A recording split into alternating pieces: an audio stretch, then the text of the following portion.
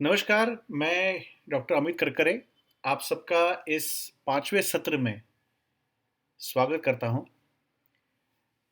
गए 4 सत्र में हमने एक तो इंट्रोडक्शन देखा था, फ़ियर के रेमेडीज़ देखे थे, फिर अकेलेपन के रेमेडीज़ देखे थे और उस अकेलेपन की रेमेडीज़ में लास्ट टाइम जो हमारा 4th सेशन था, उस 4th सेशन में मैंने आपसे एक केस के बारे में ज़िक्र किया था। एक 12 साल के बच्चे का केस था जहाँ उसे सेकेंडरी एनोरेसिस हुआ था, बेड वेटिंग की शिकायत थी, जो अचानक से शुरू हुआ था। उसकी स्कूल में टीचर ने उसको डांट लिया सबके सामने, उसके बाद वो शुरू हुआ था। तो दो चार लोगों ने मुझे अपने अपने रेमेडीज बताए हैं, वो क्या देना चाहिए इसलिए। जो उन्होंने रेमेडीज बताए हैं, क्योंकि ये मैंने मराठी में भी पोस्ट किया था, वहाँ पे काफ़ी सारे लोगों ने मुझे रेमेडीज बताए थे। हिंदी में अभी तक ज़्यादा व्यूअर्स नहीं हैं कंपेयर टू मराठी सेशंस, और मुझे ऐसा लगता है कि हिंदी के स्टेट्स ज़्यादा ज़्यादा है हमारे नेशन में। तो एक्चुअली मुझे मराठी से भी 4 गुना ज़्यादा व्यूअर्स मिलना की उम्मीद है हिंदी से। तो आई वुड सजेस्ट और आई वुड रिक्वेस्ट कि आप अगर ये अपने वीडियोस अगर आप शेयर करें अपने फ्रेंड्स के साथ, आप कौन से भी किसी भी ग्रुप में शेयर कर सकते हैं, क्योंकि कोई भी सीख सकता है, कोई भी सुन सकता है। ये कोई ऐसी बात नहीं है कि सिर्फ डॉक्टर्स ही सुन सकते हैं। सो please share these videos with your friends, जिनको आपको लगता है कि जिनको इससे हेल्प हो जाएगी, जिनको आपको लगता है कि इसमें इंटरेस्ट रहेगा। So please share this video, we need more viewers, not because I want any button और एनीथिंग, बट बेसिकली जितने ज़्यादा लोग जुड़ जाएंगे इस मूवमेंट के साथ, उतनी क्वेश्चंस आ जाएंगे। मुझे क्वेश्चंस की पड़ी है सब। सो जितने जितने ज़्यादा क्वेश्चंस आ जाएंगे, जितने ज़्यादा ओपिनियंस आ जाएंगे, उतना सीखना अच्छा हो जाता है। उतने जितने क्वेश्चंस ज़्यादा, उतने आंसर्स अच्छे आ सकते हैं, उतने पर्सपेक्टिव्स अलग अलग आ सकते हैं। तो इसलिए मुझे लगा कि अब तक मैंने इतना ओपनली और इतना क्या बोलते हैं ना, इतना फोर्सफुली एंड असर्टिवली आपको नहीं कहा था शेयर करने के लिए। लेकिन लगा कि पूछने में क्या जाता है, चलो पूछते हैं कि शेयर करेंगे क्या। अगर शेयर करते हैं तो ज़्यादा लोग जुड़ जाएंगे। सो एनीवे, आपको याद होगा कि एक 12 साल के बच्चे की केस थी बेड वेटिंग की। टिपिकली जो रेमेडीज आते हैं वो मिमुलस या फिर रॉकरोज या फिर रेस्क्यू रेमेडी या फिर चेस्टनट बर्ड, इस प्रकार की रेमेडीज आ रही थी। या फिर पाइन, किसी ने पाइन कहा था कि उसको गिल्टी लग रहा है इसलिए वो बेड वेटिंग कर रहा है।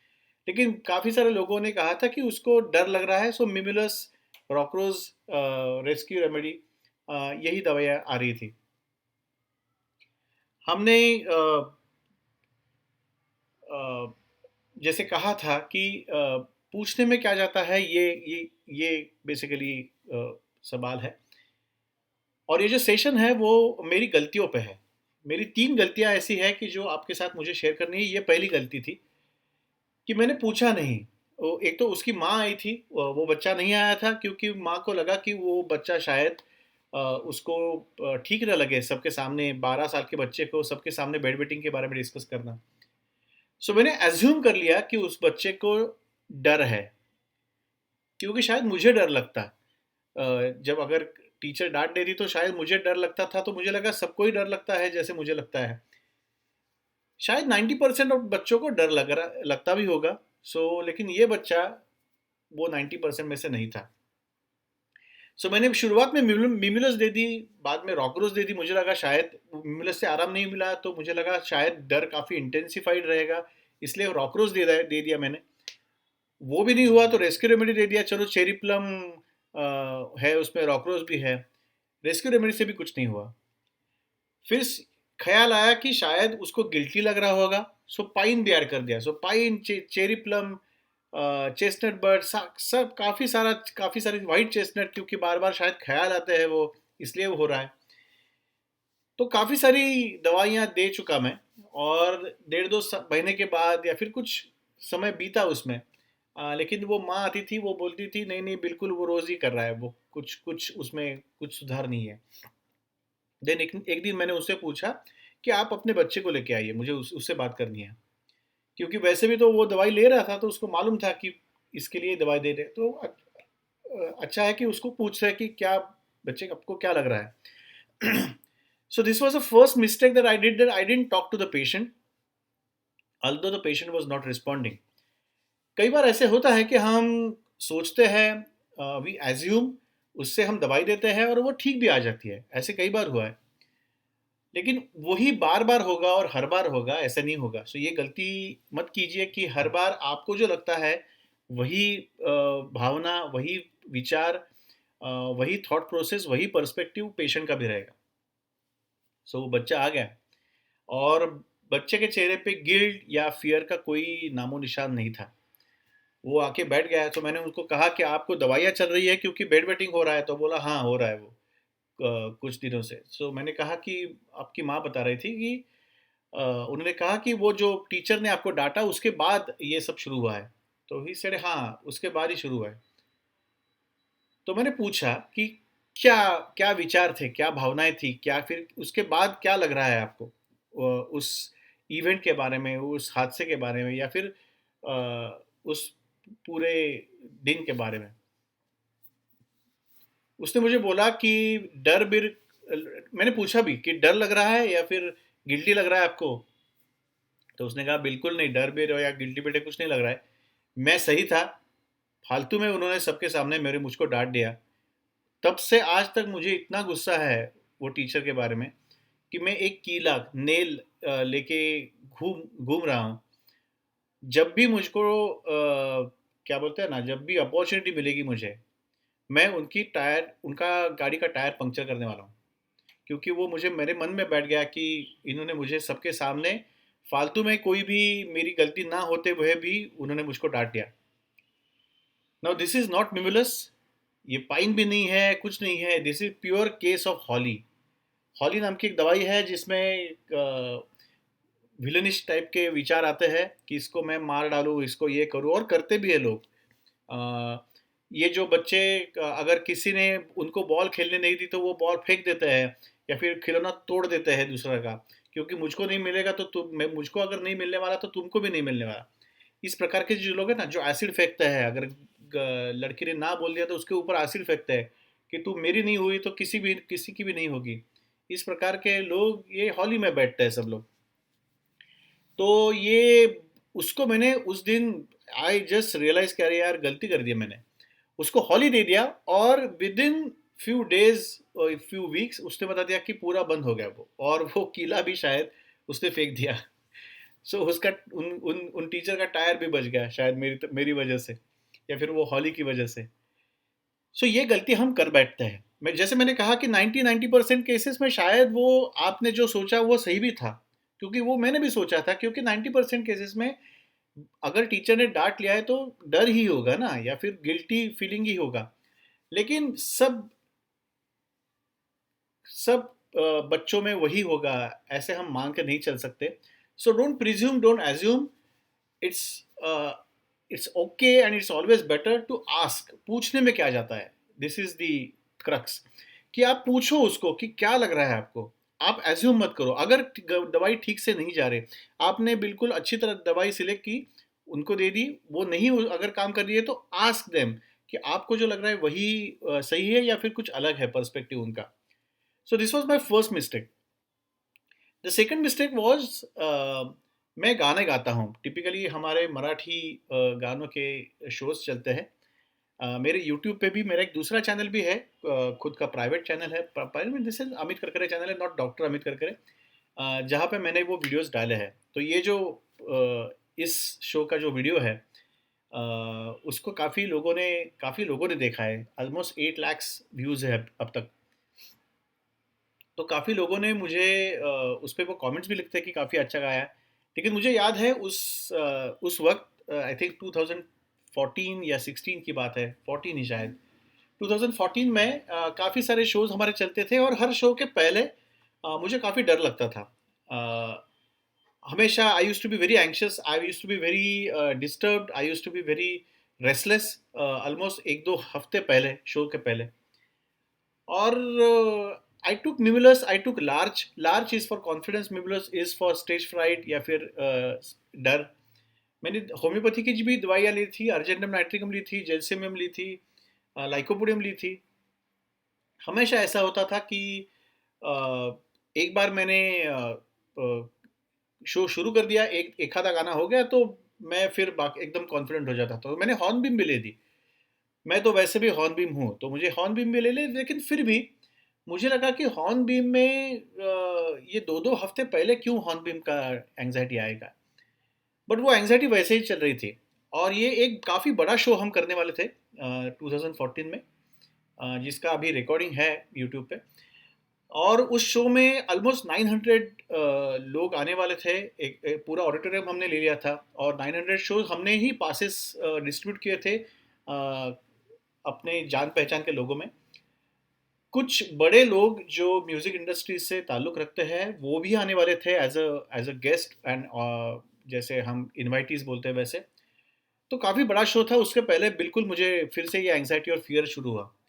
टिपिकली मैं ऐसा आदमी नहीं हूँ कि जिसको स्टेज फियर हो जाए, क्योंकि मैं काफ़ी सारे स्टेज शोज़ कर चुका हूँ।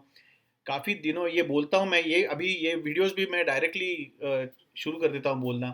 तो बोलने का या फिर फ्लो का इसका मुझे कुछ इतना प्रॉब्लम नहीं है एक्चुअली। गलतियाँ मैं जो करता हूँ स्टेज पे, वो आई हैव एक्सेप्टेड कि मैं गलतियाँ करता हूँ, तो उसका भी डर नहीं है एक्चुअली। तो मुझे हमेशा ऐसा लगता था कि यार डर किस बात का है फिर?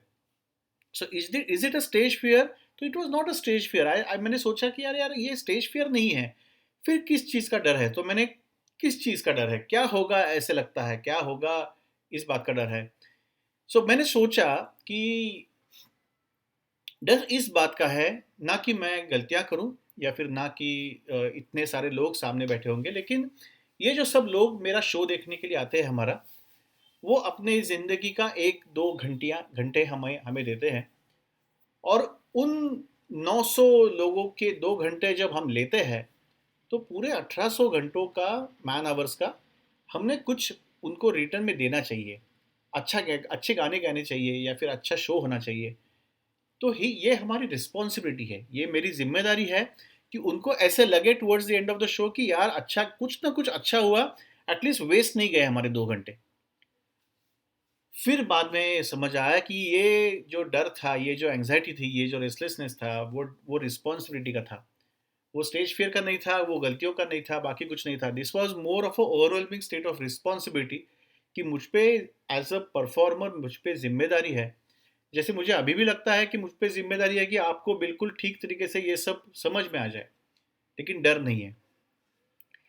तो ये जो ज़िम्मेदारी का डर था, उसके लिए एल्म नाम का दवाई है, ELM, एल्म। मैंने एल्म लेना शुरू कर दिया, और वो बिल्कुल मेरा डर चला गया। I was very comfortable during the shows. और अभी भी मैं, जब भी शोज़ रहता है उसके पहले अगर मुझे रेस्टलेस लगे, तो मैं एल्म लेता हूँ। तो कई बार ऐसा होता है कि because we have a fear and anxiety before a show, we just presume कि वो शायद लार्ज ही रहेगा, कॉन्फिडेंस रहेगा, फियर रहेगा। लेकिन ऐसा नहीं, you might have to ask, might have to go deep, और शायद और स्पेसिफिक काफ़ी रिफाइंड क्वेश्चंस आपको, आपने अगर पूछे, तो वो ज़्यादा बेहतर होगा कि आपको सही दवाई मिले।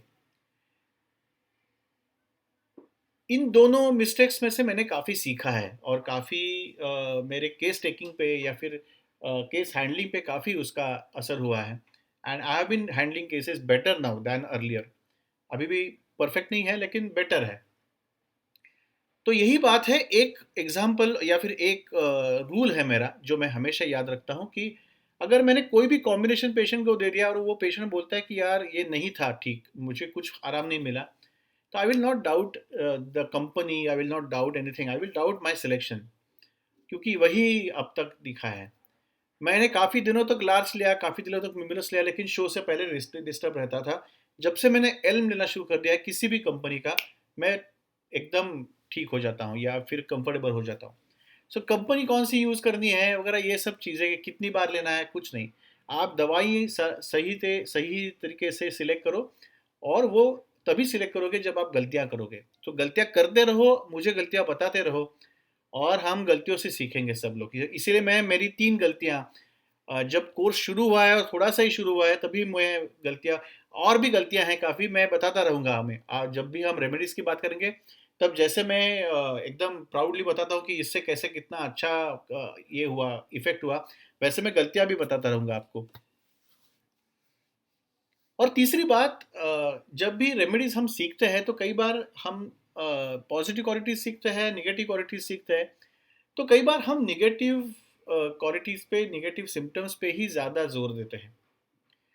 और हमें लगता है, और उस रेमेडी के बारे में या फिर पेशेंट के बारे में हमारा कुछ फिर इमेज बन जाता है कि यार ये पेशेंट, इस रेमेडी का पेशेंट ये ऐसा ही होना चाहिए। ऐसे नहीं होता। ये हमारी तीसरी गलती है जो हम सब करते हैं। जैसे मैंने कहा लास्ट सेशन में भी, मैंने कहा था कि प्रेजुडाइज नहीं होना है हमें। किसी भी रेमेडी को हमने पॉजिटिवली भी नहीं देखना है, निगेटिवली भी नहीं देखना है, उसको समझना है कि यार ये क्यों कर रहा है ऐसा। अगर चिकरी पेशेंट सेल्फिश है तो वो क्यों सेल्फिश है? वो सेल्फिश है इसलिए उसको नकारना नहीं है, उसको धुतकारना नहीं है, या फिर उसको रिजेक्ट नहीं करना है। उसको समझ के लेना है कि ये क्यों सेल्फिश है। हैदर इतनी बातें करता है, हैदर तो क्यों बातें करता है इतना अपने बारे में? क्यों? क्योंकि उसको कोई बाकी कुछ सुनता नहीं, इसलिए बातें करता है। अगर सेल्फिश है, हॉली अगर सब जलाता है, सब तोड़ता है, तो क्यों तोड़ रहा है यार ये आदमी? ये अगर आपने अगर समझ लिया, तो शायद आप ज़्यादा अच्छी तरीके से हॉली को हेल्प कर सकोगे। अगर कोई विलन है, किसी पे अटैक कर रहा है, फिजिकल वायलेंस कर रहा है, और आपने कहा यार मुझे ऐसे लोग अच्छे नहीं लगते, तो you won't be a healer, you will be a जज कि ये अच्छा नहीं है, ये बुरा है, ये अच्छा है, ये बुरा है। So you will be a stamp maker, you will be a stamper, कि वो सब स्टैम्प लगा रहे हैं आप। वैसे मत कीजिए। लास्ट टाइम हमने देखा था कि we are here to heal, we are not here to जज। तो कई बार ऐसा होता है कि हम दवाइयाँ जो है, जैसे मैंने अभी चिकरी का जिक्र किया, तो chicory they are usually seen as selfish people, self centred. उनको मैनिपुलेटिव रहता है, पॉलिटिकल रहता है, उनको सब उनको ही चाहिए, दूसरों को मिले या ना मिले, इनफैक्ट दूसरों को नहीं मिले उनको ही मिलना चाहिए, ऐसे उनका नेचर रहता है। This is a negative state of chicory, जिनके लिए उनको दवाइयाँ हम देते हैं। लेकिन कई बार किसी पेशेंट को निगेटिव स्टेट से नहीं, लेकिन पॉजिटिव स्टेट से भी, या फिर पॉजिटिव क्वालिटी से भी दवाई देनी पड़ती है। मैं एक एग्जांपल बताता हूँ चिकरी का ही। चिकरी की पॉजिटिव स्टेट है, हमने चिकरी सीखी नहीं है, लेकिन बाद में सीखेंगे, लेकिन सुन लीजिए अभी। चिकरी की पॉजिटिव स्टेट है coming out of your self and thinking for other people. So अपने आप से, अपने प्रॉब्लम से, अपनी ज़िंदगी से बाहर निकल के दूसरों को देखना, ये चिकरी की स्टेट है। कई बार मैंने देखा कि ऐसे पेशेंट आते थे कि वो, उनको अगर घुटने का दर्द है, तो वो वही उसी में अटके हुए रहते थे कि मेरा घुटने का दर्द, मेरा दर्द, ये क्या होता है, मैं चल नहीं पाता हूँ, ये नहीं कर पाता हूँ, वो नहीं कर पाता हूँ, देखो कैसे पहले कितना काम करता था मैं, अभी कुछ नहीं काम कर पाता, ऐसे बैठा हूँ, सब लोग ये करते हैं, मैं नहीं जा पाता। केदारनाथ गया था वक्त, सब लोग ये करे, लेकिन मुझे नहीं जा पाया, मैं बैठे बैठे देखता रहा। सो सेल्फ पिटी और इससे चर्चा चौचा चर्चा चलता रहता है उनका। हम जब एज अ न्यूट्रल पर्सन सुनते हैं उनका, तो हमें लगता है कि अरे यार कितने अपने प्रॉब्लम्स में उलझा हुआ आदमी है ये। उनके घुटने के दर्द होता है, तो इतने लोग हैं जिनके घुटनों के दर्द होता है, इतना थोड़ा ही सब लोग कंप्लेन करते रहते हैं। इतना सब लोग इतना बिल्कुल ना, कि सब लोग इतना थोड़े ही दूसरों का भेजा खाते हैं कि मेरा घुटने का दर्द, मेरा घुटने का दर्द। और अगर आपको लगता है कि इतना आपको प्रॉब्लम्स है ज़िंदगी में, तो आजू बाजू में देखो, लोगों को इतने बड़े प्रॉब्लम्स है। कोविड के बाद लोगों के घर के बड़े बड़े लोग गए हैं, लोग अनाथ हो गए हैं। उनको उनके प्रॉब्लम्स देखो, उनके प्रॉब्लम देखोगे तो आपके घुटने का दर्द का प्रॉब्लम है ही नहीं कुछ एक्चुअली। सो अगर आप आंखें खोल के अगर यहाँ वहाँ देखोगे, तो आपको आपका दर्द, आपके प्रॉब्लम्स लगेंगे कि ये छोटे हैं काफ़ी, इतने लोगों को बड़े बड़े प्रॉब्लम्स हैं। ये हमारे सबकी ये प्रॉब्लम, ये सबकी स्टेट है अभी। हम सब लोग अपने ही प्रॉब्लम्स में उलझे हुए रहते हैं। हमें लगता है मेरे स्टेट में ये नहीं है, मेरे सिटी में ये नहीं है, मेरे इलाके में ये नहीं है, मेरे सोसाइटी में लाइट ही नहीं है। अगर हम देखें तो कुछ गांव ऐसे भी थे अब तक, कि आज़ादी को 70 साल हो गए थे, फिर भी उनके पास इलेक्ट्रिसिटी नहीं पहुंची थी, या फिर पहुंची है तो अभी 2400 घंटे नहीं रहती जैसे हमारे सिटी में रहती है। तो ऐसे लोग हैं जो उनको 24 घंटे इलेक्ट्रिसिटी अभी भी नहीं मिलती इंडिया में, और हम 2-4 घंटे अगर जाती है तो हम ऐसे कर देते जैसे आप कुछ ये ही टूट पड़ा। सो हमें अपने प्रॉब्लम से बाहर आके दूसरों के प्रॉब्लम्स अगर आप देखोगे तो आपको लगेगा कि यार अपने प्रॉब्लम्स ही नहीं है, लोग सबको प्रॉब्लम्स है। जो बड़े बड़े लोग हैं जिनका फोर्स में नाम है, जो अमीर है, उनको भी प्रॉब्लम्स है। उनके प्रॉब्लम अलग है, हमारे प्रॉब्लम्स अलग है। प्रॉब्लम नहीं है ऐसा कोई आदमी नहीं है इस दुनिया में। सो एक्चुअली हम सब चिकरी स्टेट के हैं। हम सब में वो चिकरी का एक थ्रेड है, एक धागा है। हम सब में वो चिकरी का एक अंश है कि जो हमें एक्चुअली चिकरी लेने के लिए एक्चुअली वो हमें दर्शाता है कि हम चिकरी सब लोग ले लें। सो जब भी आपको लगे कि आपके प्रॉब्लम्स ज़िंदगी में काफ़ी है, काफ़ी बड़े हैं, आपको अगर विक्टिम फीलिंग आ जाए, आपको अगर सेल्फ पिटी आ जाए, तो आप चिकरी ले लीजिए, क्योंकि चिकरी का पॉजिटिव क्वालिटी है कि वो अपने आप से बाहर आके दूसरों के प्रॉब्लम्स देखने के लिए, दूसरों की ज़िंदगी में झांकने के लिए, दूसरों की ज़िंदगी समझने में आपको मदद करता है। सो ये जो पेशेंट रहते थे, जो सेल्फिश नहीं रहते थे लेकिन अपने ज़िंदगी के प्रॉब्लम्स के बारे में ही बड़बड़ करते रहते थे, उनको मैंने चिकरी देना शुरू कर दिया। सो पहले मेरी चिकरी की जो इमेज थी वो सेल्फिश आदमी की थी। अब जो चिकरी की इमेज है वो सेल्फिश आदमी की नहीं है, जो अपने प्रॉब्लम्स को ही ज़्यादा बड़ा समझता है और उस पर सेल्फ पिटी में रोता है, वो चिकरी है। वो सेल्फिश रहे ना रहे, वो पॉलिटिकल रहे ना रहे, हमेशा हमेशा नहीं रहना चाहिए, नहीं होगा शायद वो। लेकिन अपने ही प्रॉब्लम्स के बारे में जो बड़बड़ाता रहेगा, जिसको लगेगा कि अपने ही प्रॉब्लम्स बड़े हैं और उसमें वो सिल्क पेटी में जाएगा, उसको मैं चिकरी देता हूँ अभी। और काफ़ी लोगों में सुधार है, काफ़ी लोगों में उसके बाद सुधार है। सो चिकरी की जो सेल्फिश इमेज थी वो चली गई और सेल्फ पिटी वाली इमेज आ गई। और सबसे ज़्यादा जिन जिन भी लोगों को, ऐसे 90% लोग हैं ज़िंदगी में अभी दुनिया में, आप ट्विटर पे जाओ, आप फेसबुक पे जाओ, लोग सिर्फ क्राई करते रहते हैं, रोते रहते हैं कि यार ये नहीं मेरे पास, वो नहीं मेरे पास। दूसरों को देखो, दूसरे के प्रॉब्लम्स देखो, आपको लगेगा कि आपके प्रॉब्लम्स कम है। और अगर ये आपको नहीं जम रहा है तो take chicory. So this was my third mistake कि मैं सिर्फ निगेटिव या फिर एक ही इमेज लेके बैठा था सब रेमेडीज़ की। तो हर एक रेमेडीज़ की अलग अलग इमेज है, हर एक रेमेडीज़ को अलग अलग, जिसको हम पदर बोलते हैं, या कि अलग अलग उसके उसकी छटाएं हैं। सिर्फ लाल नहीं है, लाल की भी अनेक अनेक अनेक विध छटाएं हैं, जिसको अब हमें समझना पड़ेगा। और वो धीरे धीरे समझेगा। 20 लेक्चर्स है हमारे, धीरे धीरे धीरे सब पहले बेसिक सीखेंगे, उसके बाद रिफाइंड सीखेंगे, तो ऐसे करते जाएंगे। So this was basically to show you कि हम कैसे गलतियां करते हैं। ये सबसे बड़ी 3 गलतियां थी मेरी, जिनसे मैंने काफ़ी सीखा। ऐसे ही गलतियां और ऐसे ही एक्सपीरियंस और ऐसे ही रेमेडीज़ और ऐसे ही नुस्खों के साथ, एक्सपीरियंस के साथ हम नेक्स्ट सेशन में भी मिलेंगे। लेकिन उससे पहले आपके क्वेश्चन चाहिए, जो क्वेश्चन आप गूगल फॉर्म के द्वारा भी पूछ सकते हो।